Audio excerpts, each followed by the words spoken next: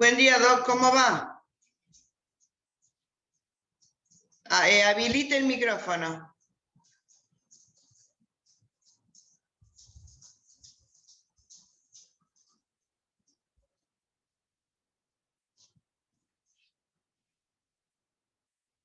No se escucha.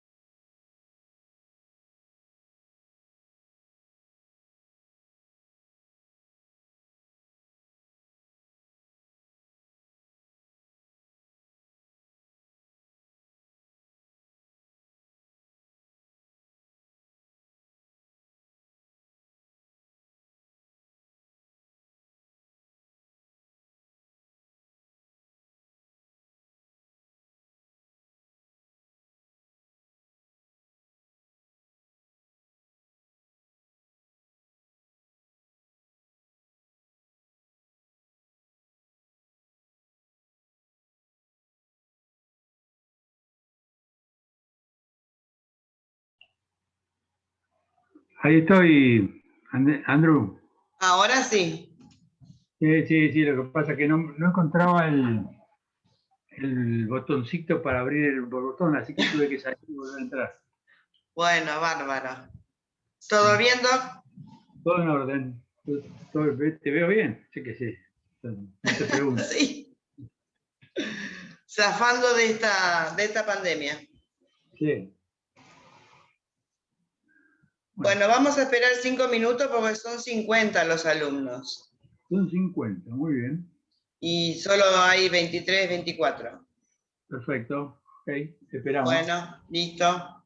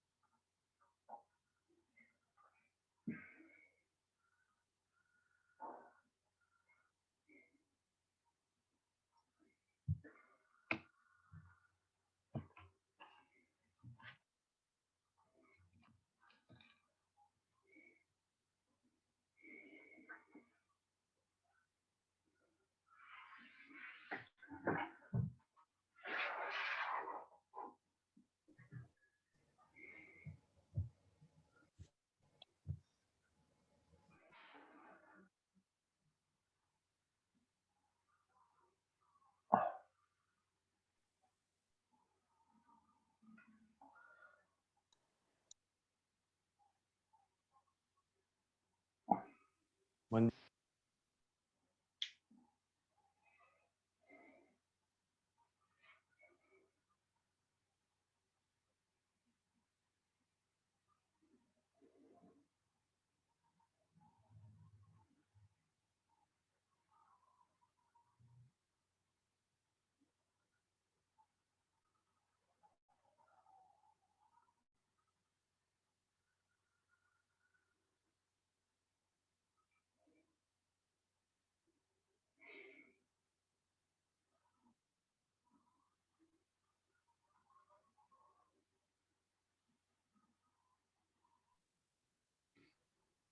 Empiece, Doc.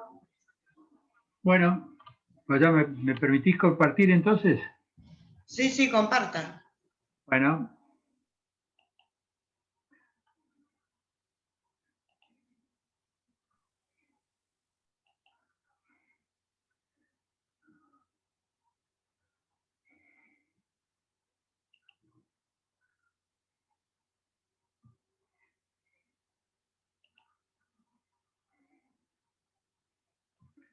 Bueno, buenos días a todos. ¿Me escuchan bien? Buen día, doctor. Sí, se lo escucha bien. Buen día, sí. Buen día, doctor. Bueno, Buen día.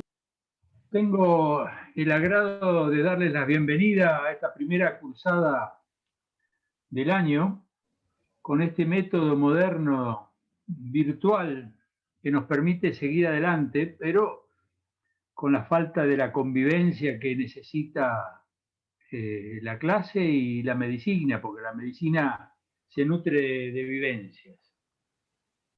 Tengo que darle ciertas ideas de lo que significa la ortopedia y traumatología.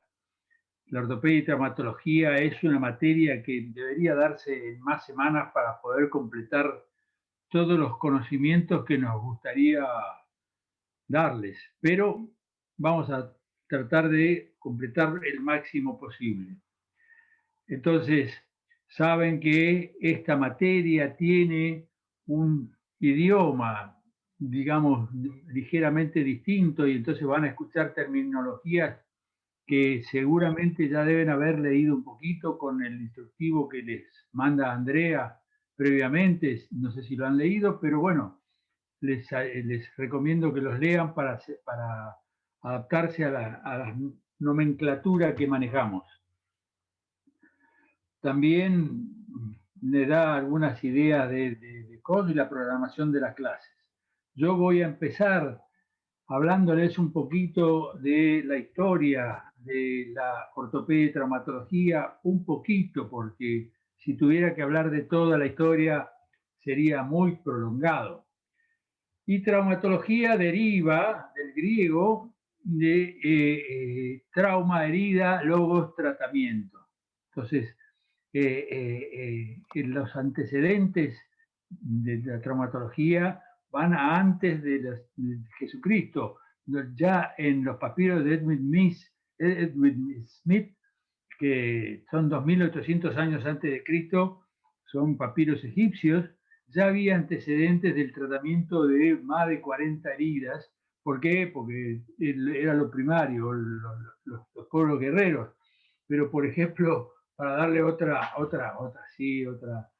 toque, el pedicuro, ya existen antecedentes de los pedicuros en los papiros egipcios. ¿Por qué? Porque evidentemente la gente caminaba sin zapatos y tenía grandes problemas en los pies. Entonces es para ver cómo se maneja un poquito la historia. En cambio, ortopedia, recién en 1741 se empieza la denominación de ortopedia, que es el tratamiento de las enfermedades del sistema musculoesquelético. Traumatología, el tratamiento de los traumatismos.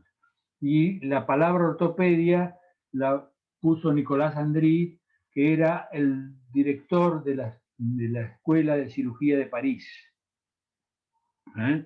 que significa, derivado del griego, ortos derecho, paidios niño, enderezar al niño, era el significado de la palabra. Pero bueno, paro acá porque si no me voy a pasar el día hablando un poquito de la historia de la traumatología, que a ustedes mucho no les interesa, o al que le interese puede leerla, porque a ustedes fundamentalmente les interesa la materia que tienen que aprobar dentro de 3 semanas. Entonces vamos a pasar a la clasificación de fracturas, que es la parte principal de la traumatología. ¿Y cuál es la definición de fractura? La definición de fractura es una solución de continuidad en un hueso. De origen, vamos a ver cuál es el origen, la clasificación. Y fisura es un trazo incompleto o completo que no altera la morfología del hueso, es decir, que no se ha desplazado o que no ha roto totalmente el periósteo, etc. Entonces, esto es de la definición. ¿Y qué? Porque un poco la tesitura que tenemos nosotros para enseñarles a ustedes la materia es pensar en el paciente que nos llega, no darle datos de los casos o datos de la patología simplemente y la epidemiología, bla, bla, bla, porque no es así. Es un poco hacerlos pensar cuando les llega el paciente. Entonces, cuando les llega un paciente, a ustedes seguramente, porque ya están en el último año, están más conectados con la medicina y a veces les preguntan, y entonces cuando llegan el paciente con una lesión traumática, busquen primero si hay algún estado de shock, signos de shock, porque si depende de la intensidad del traumatismo, si se cayó caminando no pasa nada, pero si fue atropellado sí. Entonces buscar signos de shock, porque puede haber lesiones internas que son más importantes que esa fractura. No hay estado de shock y tiene una fractura cercano a la rodilla. Bueno, lo primero que tienen que hacer es tomar el pulso arterial distal a la fractura y la sensibilidad y motricidad distal. Entonces, eso les asegura la indemnidad vasculonerviosa, porque si además de la fractura existe una lesión vascular o nerviosa, acelera la posibilidad de tratamiento. El estado de la piel, es decir, si hay contusión solamente o hay herida que pueda contaminar o tener acceso directo al hueso. Y luego evaluar la deformidad que puede estar dada por el desplazamiento. ¿Y qué pueden hacer entonces después para estabilizar esa fractura y derivarla a donde sea para que le hagan radiografías, etcétera? Entonces, shock, pulso y sensibilidad y motricidad, la piel, ver la piel y evaluar la posibilidad de desplazamiento y estabilización. Esos son los pasos que ustedes necesitan ante un paciente o una persona familiar que a veces tienen cerca y tiene la posibilidad de una fractura. Las fracturas tienen su clasificación y la clasificación nos acerca a la proximidad o nos aproxima a la posibilidad o método de tratamiento. Entonces, la clasificación será si el mecanismo de producción fue directo o indirecto. ¿Qué significa esto? Directo es cuando el traumatismo provoca la fractura. Indirecto es si me caigo, me apoyo sobre la mano y termino teniendo una fractura del extremo proximal del húmero. Eso es un mecanismo indirecto. ¿Por qué? Porque es un mecanismo de abducción. Abducción es todo aquello que va fuera del eje, brusco, y eso provocó una fractura en el extremo proximal del húmero. La localización, ¿qué parte del hueso es la que está lesionada? La diáfisis, ¿saben? Ustedes habrán estudiado anatomía, que es la diáfisis, que es la metáfisis y que es la epífisis. O sea, la diáfisis es la parte media del hueso, la metáfisis es la unión entre la epífisis, que es el extremo, con la diáfisis. Y si es intraarticular o extraarticular. ¿Qué significado tiene extraarticular o intraarticular? Que las lesiones intraarticulares necesitan de una corrección 100%. Las extraarticulares no. La integridad de los tejidos, o sea, si las partes blandas están bien o están mal, porque ya se trata de una fractura expuesta o de una fractura cerrada. El trazo fracturario es más que nada para programar el tamaño o la calidad de la osteosíntesis. Si el trazo es transversal, si es oblicuo, si es espiroideo, tiene con un fragmento en mariposa, que ya vamos a ver los ejemplos, un fragmento intermedio, o si es conminuta son muchos fragmentos. El desplazamiento, o sea, la desviación transversal, si es en el mismo eje, angular, si es en varo, valgo, que ya son términos que ustedes tienen que empezar a aprender.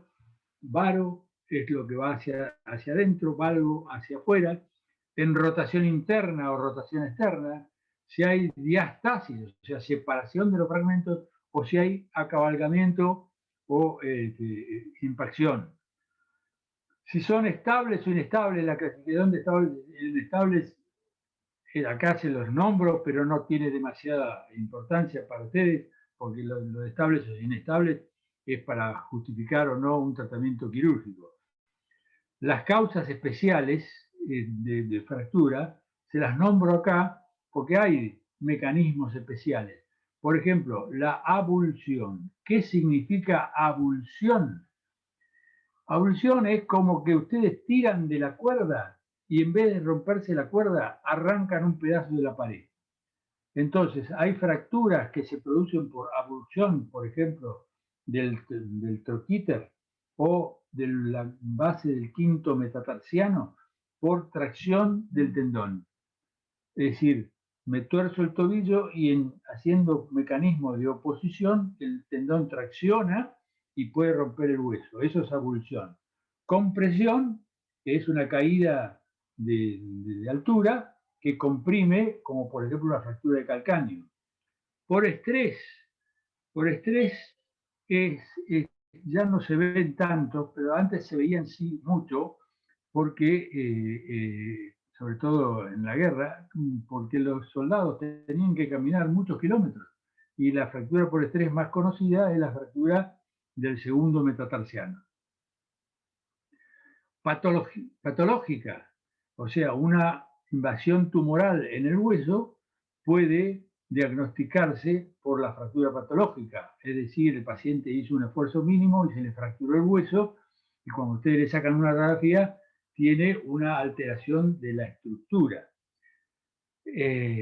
También puede pasar que tenga una fractura patológica por alteración metabólica. ¿Por qué puede ser alteración metabólica? La más común o la que ustedes pueden más conocer es la osteoporosis en las mujeres ya de edad o alteración estructural. La alteración estructural es una enfermedad, por ejemplo, alteraciones del metabolismo de los colágenos. Entonces eso le puede dar una alteración de la estructura por alteración cromosómica, etc. Las fracturas en los niños es un capítulo aparte que también le van a dar. ¿Por qué? Porque el hueso del niño es mucho más elástico, tiene un periósteo más ancho y entonces a veces se parte el hueso y no se parte el periósteo y forman las llamadas fracturas en tallo verde. Si voy muy rápido, avísenme. No, vamos bien. Acá les muestro en el lado izquierdo la fractura por abulsión del troquíter, es decir, el supraespinoso en un mecanismo de movimiento brusco del hombro puede provocar una alteración por abulsión del troquíter. Le muestro un pie que tiene un engrosamiento del periósteo, o sea, de la calcificación. ¿Por qué? Porque ese paciente tuvo al principio, que no se ve en la radiografía, una fractura por estrés del segundo metatarsiano. En el medio, el tumoral, ustedes ven un húmero que tiene imágenes como en gota de aceite que alteran la estructura medular del hueso y que en la del medio provocó una solución de continuidad. Y en la derecha, la fractura por compresión, que es la fractura más común, que es la del calcáneo.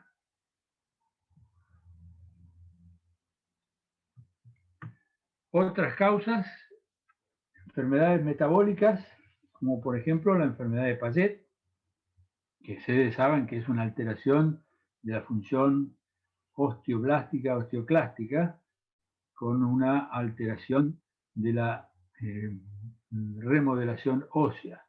La osteoporosis, la fractura más común por osteoporosis es la fractura del cuello fémur, y acá les muestro un caso de un afinamiento de la tibia, que es lo que se llama la osteogénesis imperfecta, o la enfermedad de Loptein, que es una enfermedad del tejido conectivo,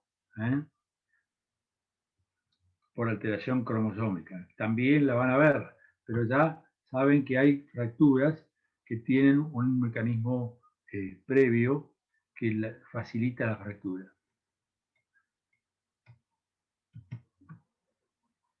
Los trazos de fractura. Entonces paso acá a determinárselos en forma más clara, que es con el dibujo. Y entonces en la primera, empezando de izquierda a derecha, un trazo transversal, un trazo oblicuo, un trazo, el siguiente es un trazo espiroideo. Es decir, el trazo oblicuo y el trazo espiroideo normalmente son mecanismos de rotación. El paciente se apoya, hace el giro y rompe el hueso. El del medio es una fractura con fragmento en mariposa, se llama así, porque tiene un fragmento libre que tiene la forma, la compararon con una mariposa. La siguiente es una fractura conminuta. La fractura conminuta tiene varios fragmentos, y la otra es la fractura doble o con fragmento intermedio. Las metafisarias pueden ser supra o condilias, en el caso de un húmero o de un fémur, supracondilia, supra o intercondilia o supraintercondilia. Entonces, supracondilia es extraarticular, la intercondilia es intraarticular y la supraintercondilia es intraarticular. Como les dije, las intraarticulares van a necesitar de una reducción perfecta para mantener la función de la articulación.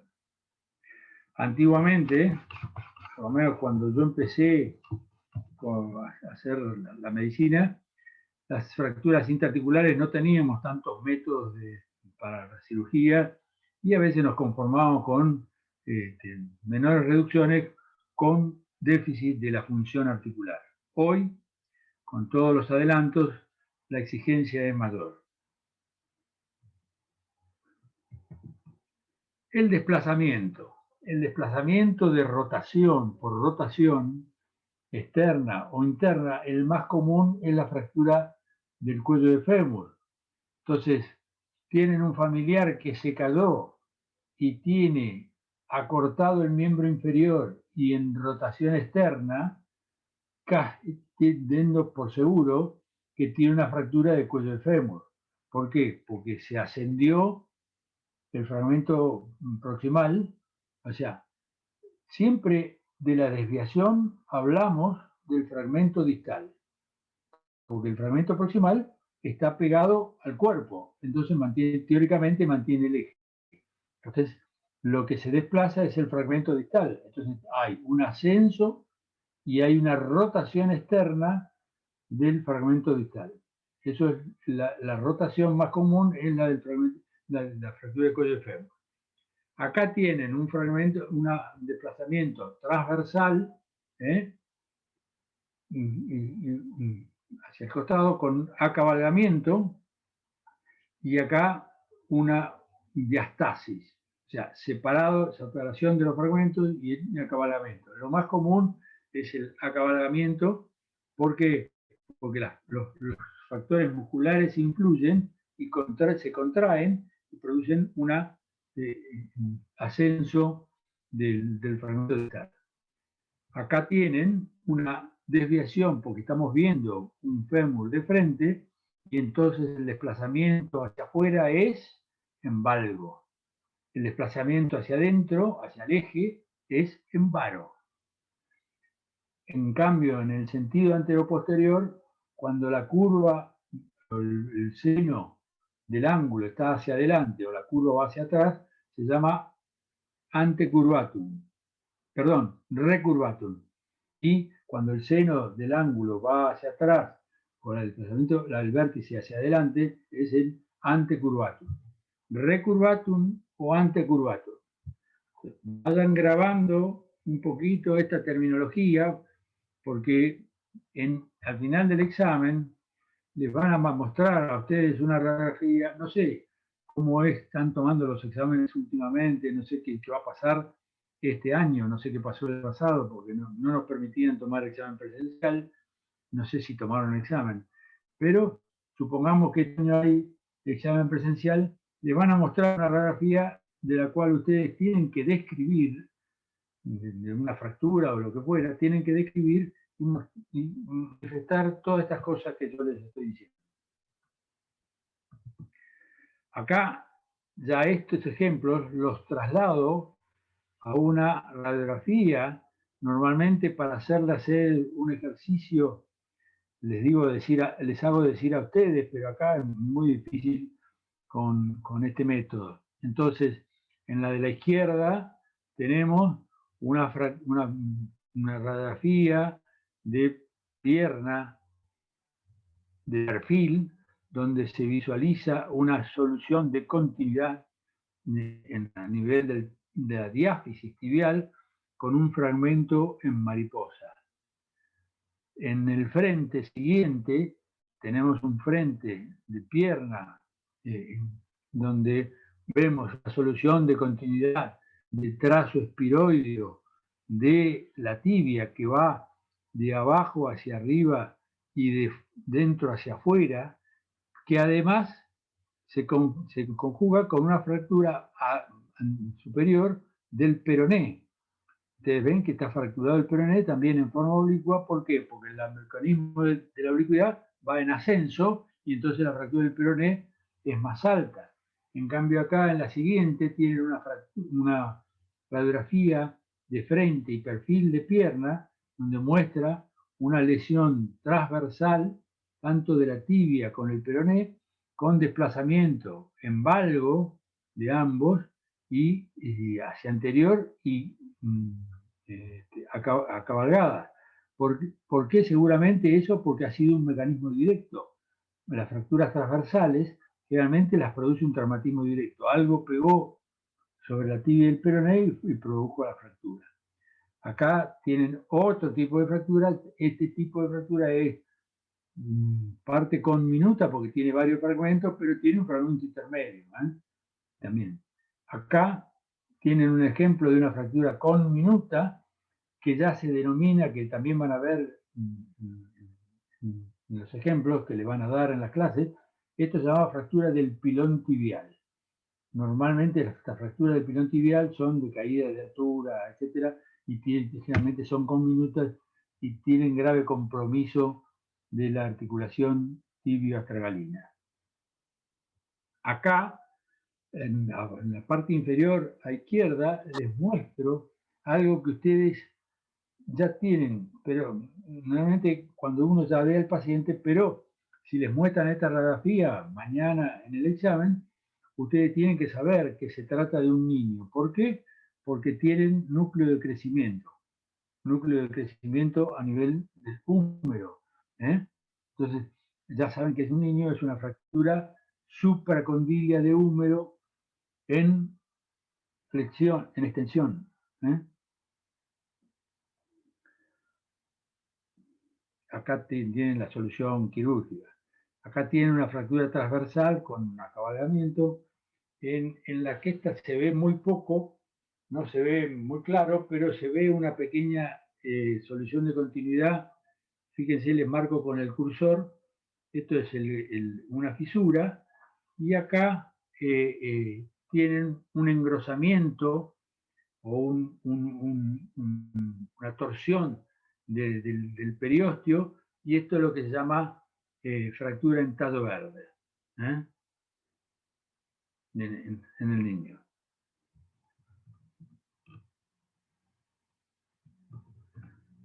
¿Por qué se llama en tallo verde? Porque se compara con la lesión de una rama verde de un árbol, que se rompe pero no termina de romperse. Ah, buenísimo, gracias. En la pregunta, porque es raro decir que tiene que ver el tallo verde, bueno, se compara con eso. Entonces, ¿qué tenemos que pretender del tratamiento o cuáles son los objetivos que tenemos que tener para tratar una fractura? Primero que nada, restablecer el eje anatómico. Que los contactos de los extremos sea como mínimo el 50%. Es lo que pretendíamos antes de todos los tratamientos quirúrgicos que hay ahora. Entonces, hoy por hoy, tratamientos que hacíamos en forma incruenta antes, porque nos conformábamos con menos reducción, los hacemos quirúrgicamente. ¿Por qué? Porque el restablecer el eje es mejor, y segundo, la reparación ósea se hace mucho más rápido y el tiempo de inactividad del paciente es mucho menor. Estabilizar el foco en un tiempo suficiente. ¿Y qué significa tiempo suficiente? El tiempo que necesita el hueso para hacer la cicatriz. De la misma manera que tenemos claro que para que los puntos de una herida hagan efecto, lo tenemos que tener como mínimo 7 días, porque es el tiempo de la piel. Bueno, en la fractura sucede lo mismo. Entonces, estabilizar el tiempo suficiente, digo esto porque a lo mejor pueden tener la ocasión de ver a alguien que fue tratado incruentamente, porque fue tratado en un lugar donde no existía posibilidad de cirugía, etc. Y los tiempos de inmovilización son mayores, porque la inmovilización completa del trazo de fractura no es posible con un yeso. Reducción rigurosa de la fractura intraarticular, que es lo que le decía, y tratar de rehabilitar precozmente, porque más que nada en las personas que ya son mayores. El incruento, tratamiento incruento, que no es denominado, porque yo les digo a los residentes que decir las indicaciones de tratamiento incruento. No es de tratamiento incruento, el incruento no significa tratamiento, porque incruento es no quirúrgico, sería. ¿Por qué? Porque a pesar de que no hacemos cirugía, tenemos que hacer reducción, y reducción forma parte de un tratamiento. Entonces, la reducción e inmovilización es el tratamiento. El quirúrgico en las fracturas inestables o en las intraarticulares.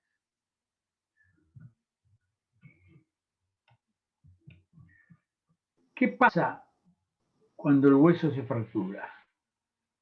Normalmente, cuando el hueso se fractura, se produce un hematoma y una inflamación de la zona que muestra las equimosis, etcétera, que dura alrededor de 3 semanas, 4, depende de la intensidad del traumatismo.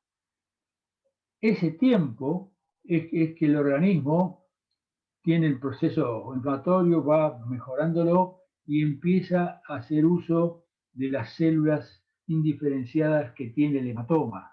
Por eso muchas veces tratamos de hacer cirugías que no toquen el hematoma, porque hay cantidad de células indiferenciadas que al abrir para operar las perdemos. El callo conjuntivo, o sea, la llegada de los fibrocitos y los fibroblastos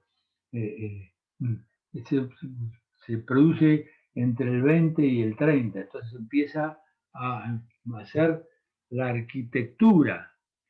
La osificación empieza después del mes, entre el primero y segundo mes. O sea, ya empieza las células indiferenciadas a hacer osteoblastos y a favorecer la osificación, para luego generar la remodelación que viene a partir del periósteo, y la consolidación de esa fractura ya más o menos en 2 a 4 meses. Más o menos, digo, porque dependerá del tipo de tratamiento que le hagamos. Si hacemos con inmovilización enyesada o si lo hacemos con inmovilización con una osteosíntesis. La osteosíntesis, los elementos que usamos para estabilizar la fractura de manera quirúrgica.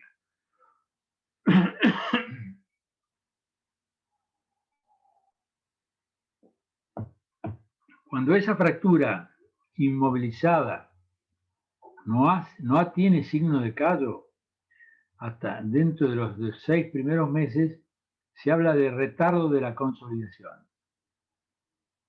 Y normalmente, a pesar de que mucha gente dice que es por déficit de vascularización, etc., normalmente es por déficit de inmovilización. Toda la movilización de la fractura, para que ustedes lo entiendan más científicamente, si tengo una herida y me rasco la cascarita todos los días, la evolución de esa herida va a ser mucho más lenta que si yo la dejo quieta o la tapo con una curita. Eso un poco, esa es la explicación. Si la fractura no se mueve, la posibilidad del organismo de hacer su reparación es mucho mejor que si tiene micromovimientos. Después de los 9 meses, ya empieza a llamar pseudoartrosis. Pseudoartrosis, que significa una falsa articulación, porque ya se empieza a cerrar el canal medular, ya no hay interacción entre un extremo y otro, y ya queda definitivamente ese resultado, la pseudoartrosis. También acá tienen un ejemplo de la osificación, pero también al lado tienen lo que se denomina una consolidación viciosa, que mientras mantenía el mismo eje entre la articulación de la rodilla y la articulación del tobillo, en unas épocas anteriores se conformaban con eso, la consolidación viciosa. En cambio, hoy estamos este tipo de resultados.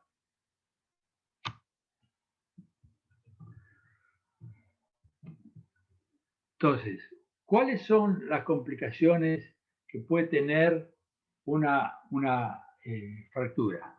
Lo ya conversado anteriormente, que son las lesiones vasculares o nerviosas o de las partes blandas. La embolia grasa, la infección se produce si tiene lesión de las partes blandas, la consolidación viciosa y la pseudoartrosis. La embolia grasa o la tromboembolia era bastante más frecuente con los periodos prolongados de inmovilización, los periodos prolongados de yeso, cosa que ahora ya no es tan frecuente, porque han aumentado las indicaciones o las reparaciones quirúrgicas.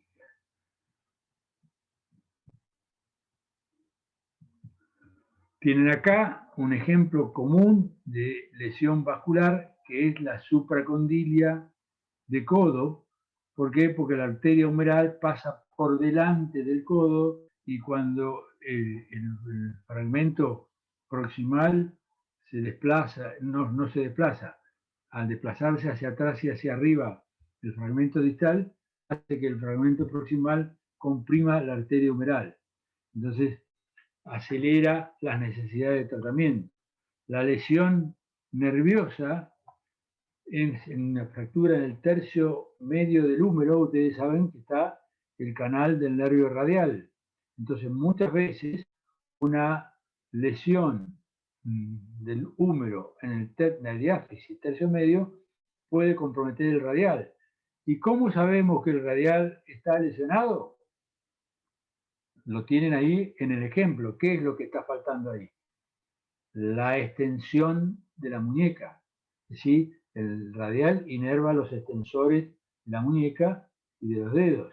O sea, puede tener lesión parcial o total. Depende de cómo sea el grado de lesión.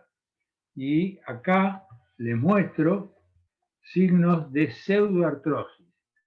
Los signos de pseudoartrosis son la persistencia de la solución de continuidad. O sea, ustedes ven acá el primer metatarsiano con una persistencia de la solución de continuidad en la diáfisis que tiene aumento aumento de la densidad ósea a nivel de la médula, o sea, hay cierre del canal medular y osteofitosis periférica.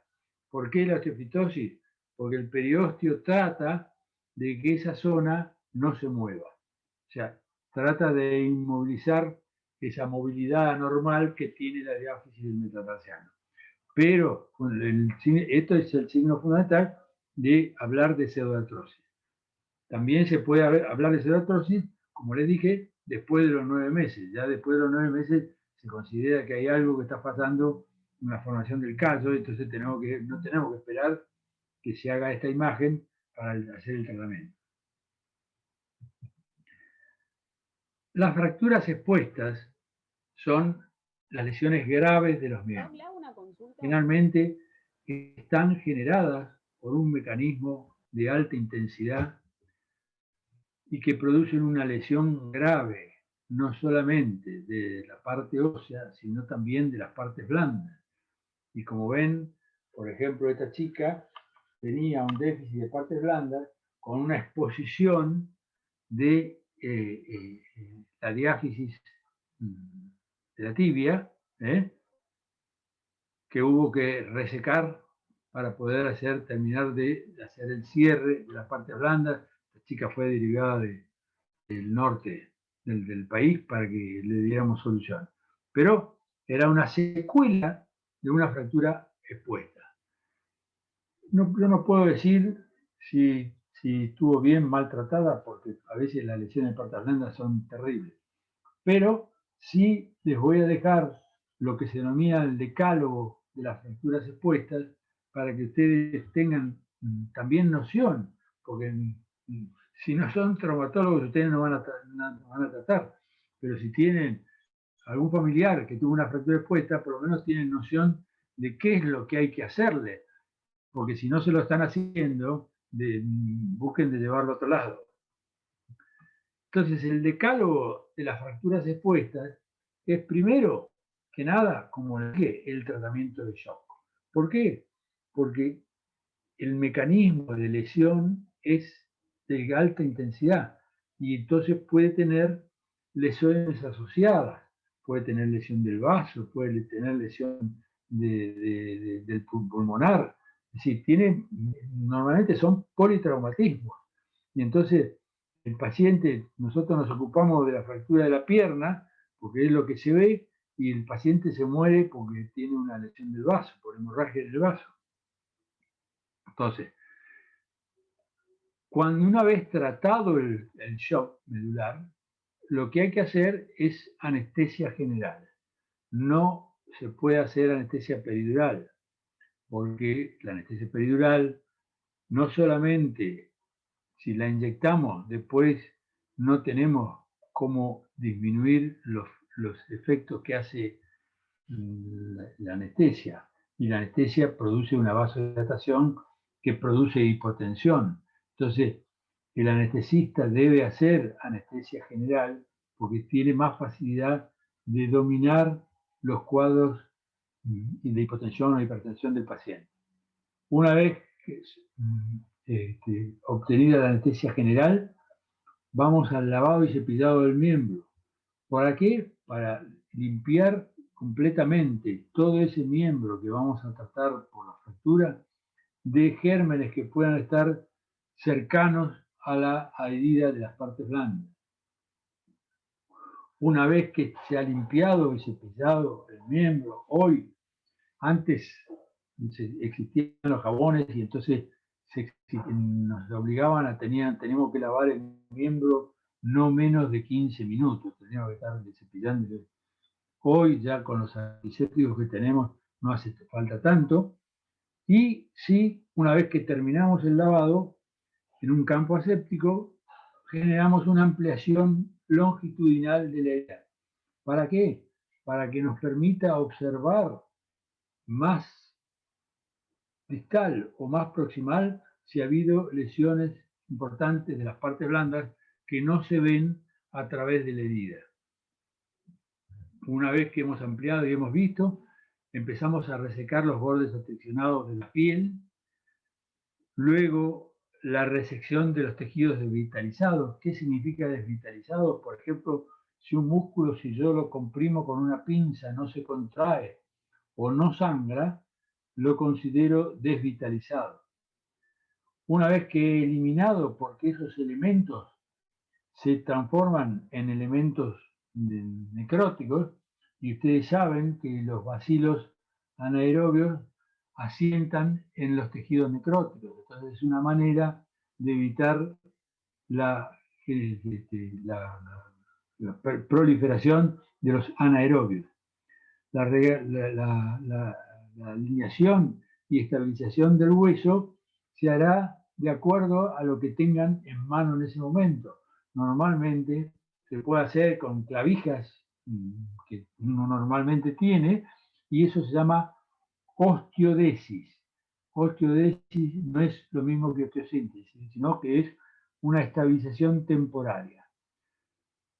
Se estabiliza el hueso para poder establecer la posibilidad de reparación de las partes blandas, dejar abierto lo suficiente para que haya drenaje de elementos necróticos, elevar el miembro para que no haya edema, e inmovilizar con una valva o lo que fuera de yeso, y tratar la posible contaminación. Evidentemente, el tratamiento va a ser con antibióticos. Luego de eso, la observación diaria de la herida y de la evolución de la vascularización del miembro, porque hay veces que nos parece, puede ser que la arteria nos parezca bien, o se empieza a hacer una trombosis por el hematoma y tenemos complicaciones, pero la observación diaria es indispensable para ver si no hemos sido suficientes en la limpieza de esa fractura expuesta. Entonces, esto es lo que uno debe tener en cuenta por si acaso nos toca de cerca ver una fractura expuesta. También tenemos que tener en cuenta las fracturas por herida de escopeta. ¿Qué es lo que importa en la herida de escopeta? La dispersión de las municiones. Y le pongo acá un claro ejemplo de cuando el disparo es a corta distancia, la dispersión es poca. Los perdigones se siguen dispersando. Entonces, si yo tengo un paciente que por error o porque generalmente se le disparó la escopeta, tiene los perdigones muy cerquitas, fíjense que la composición del taco. Entonces, tiene los perdigones, un taco de fieltro y la pólvora detrás. Entonces, cuando tengo los perdigones muy cerca, tengo que sí o sí ir a buscar el taco, porque seguramente lo tiene adentro. Y ese taco es muy rico en anaerobios.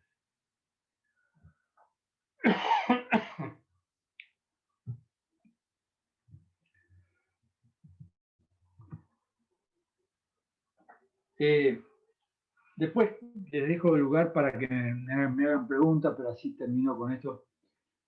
El otro capítulo es el de las luxaciones. Y la luxación es la pérdida del domicilio por lesión cápsulo-ligamentaria de una articulación o de una relación entre un hueso con otro. A eso se denomina luxación.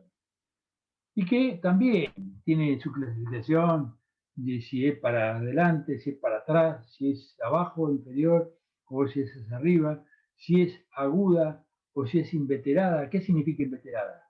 Inveterada es cuando el paciente llega después de un mes con la luxación, entonces ya la clasificamos de inveterada, porque la retracción de la parte blanda nos hace muy difícil la reducción de esa luxación. El mecanismo puede ser traumático, es el más común, voluntario, porque hay un déficit cápsulo-ligamentario, o patológica, que está provocada por alguna anomalía y se produce la luxación. El desplazamiento, si es completa o incompleta, o sea, cuando es incompleta, se habla de subluxación.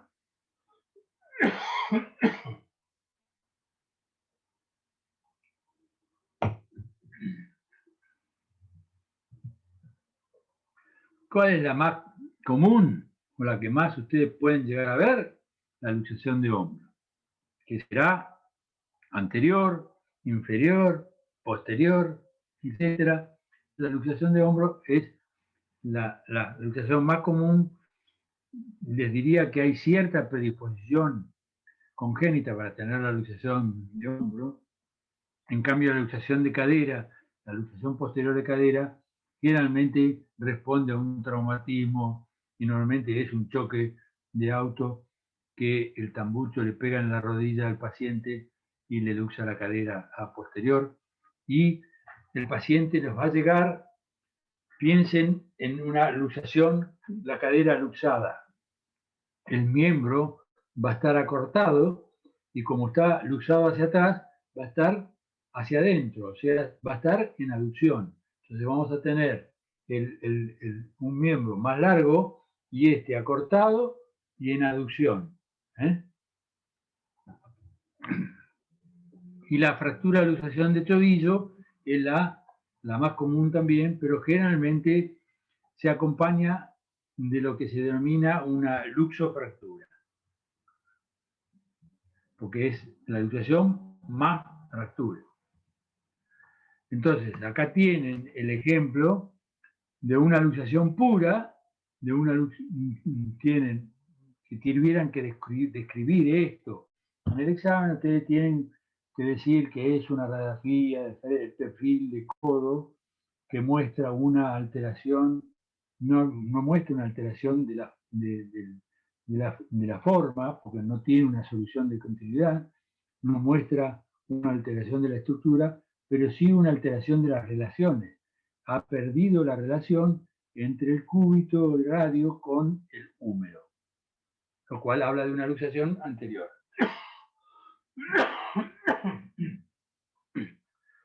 Y acá una luxofractura, en la cual ustedes ven fractura del maleolo posterior de la tibia, más la luxación del pie hacia posterior.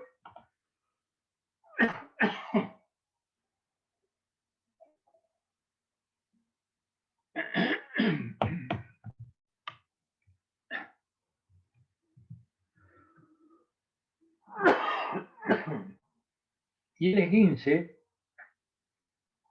es la lesión parcial de ligamentos o de una cápsula de articulación. Y ahora les muestro acá el esguince conocido más común, que es el esguince de tobillo, que puede ser por mecanismo de inversión. ¿De inversión qué significa? Que el pie va hacia adentro. Y la inversión es la sumatoria de una rotación interna más aducción, porque el eje o la punta del pie va hacia adentro, además de la rotación interna del tobillo. Y el de eversión, que es la sumatoria de rotación externa más abducción, o valgo, como quieran llamarlo. Estos mecanismos pueden provocar, además del esguince, fracturas, y después van a ver en fractura de tobillo cómo hay que determinar cuál fue el mecanismo que produjo la fractura para hacer la reducción.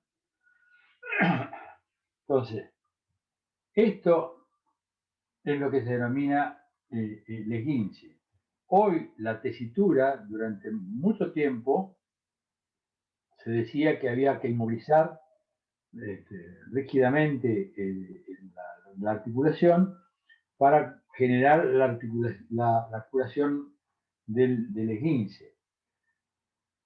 Pero hoy ya está establecido que se hace una inmovilización más corta para empezar rápidamente la rehabilitación. ¿Por qué? Porque se ha entendido que el ligamento en realidad es un tejido viscoelástico que tiene la posibilidad de autorrepararse. O sea, si lo dejamos quieto, se repara. Por supuesto que se repara más rápido. Pero toda cicatriz tiene tendencia a la retracción. Y esa retracción lo que generaba, sobre todo en los deportistas, era un tiempo mayor de rehabilitación. Le costaba mucho más recuperar la movilidad de esa articulación. Hoy, en cambio, entonces se hace una inmovilización para que desaparezca el cuadro principal de la inflamación y se lo empieza a movilizar más rápidamente. Por supuesto, una cosa es movilizar con carga y otra es sin carga. La rehabilitación precoz es nada más que para que el ligamento, en vez de ser una cicatriz rígida, empiece a ser una mezcla de cicatriz más sistema viscoelástico y entonces la remodelación sea más rápida.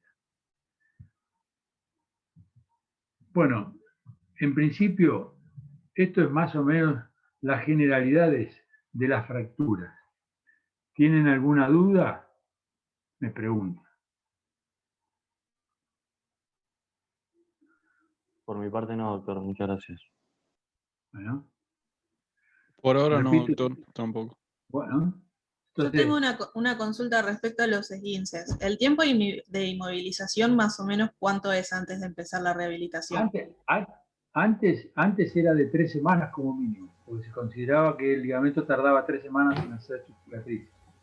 Hoy es 1 semana. Buenísimo, muchas gracias.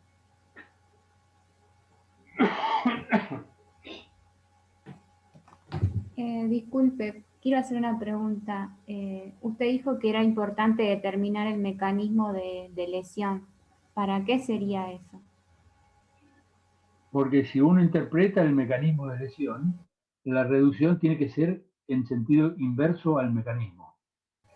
O sea, si usted tiene en un esguince no, porque no tenemos que reducir nada, pero si el esguince además fractura el maleolo tibial interno y el peroné, yo tengo que saber si le hago la bota en inversión o en eversión.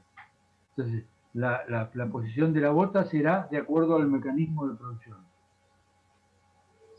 Bien, en el caso del esguince no se haría, digamos. No, en el esguince la remodelación es en posición intermedia y en apoyo plantígrado, o sea, en ángulo de 90 grados del tobillo. Bien, gracias. ¿Por qué? ¿Por qué en esa posición? Porque es la posición en que están en relajación los ligamentos. No hay ningún ligamento que esté más tenso que el otro. Bien.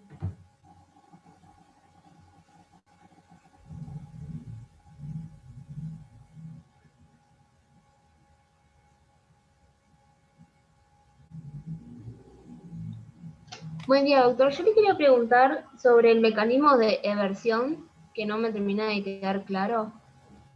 Eversión es hacia afuera, ¿no? Entonces, cuando fue hacia afuera, usted tiene rotación externa, o sea, el retropié rota hacia afuera y el antepié va en abducción. Abducción, o sea, en valgo. Abducción y aducción. Aducción es hacia adentro, abducción o abducción es hacia afuera. Genial, muchas gracias.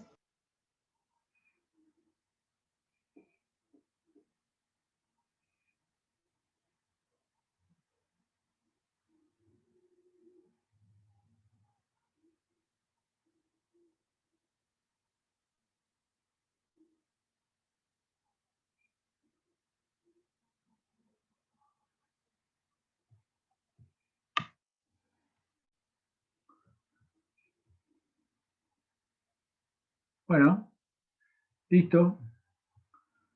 Nos vemos, chicos. Chao, doctor. Gracias, Buen doctor. día, doctor. Chao, Muchas gracias. gracias. Gracias, doctor. Nos vemos. Gracias, Doc.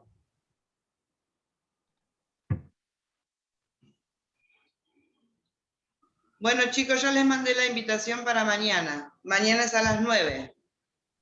Gracias. Muchas gracias. Perfecto, gracias. Si alguno no la Una recibió, me consulta. avisan. ¿Cómo? Una consulta. Perdón. Decime. Quería saber, en la cursada esta de verano, ¿vamos a tener examen final? Sí. ¿Y la fecha sería el final de la cursada? Sí, el 12. El 12 de marzo. Ah, perfecto. Todavía no se viene el horario, si es a las 8 o a las 9. Pero el 12 de marzo es el final. Y sería virtual, ¿no? Virtual. Si no cambian nada, Ok, por ahora es virtual. Bien, una consulta. Bueno, ¿El perfecto, presente gracias. lo pasa usted? ¿Cómo? ¿El presente lo pasa usted? El presente yo ya lo tomé. Ah, ok, genial. Bueno, cuando tengan tiempo me mandan un mail con el numerito de UDH, que eso no lo tengo y eso va en el acta. Bueno. Bueno, chicos, Perfecto, gracias. nos vemos. Gracias. Hasta mañana. Chao, gracias.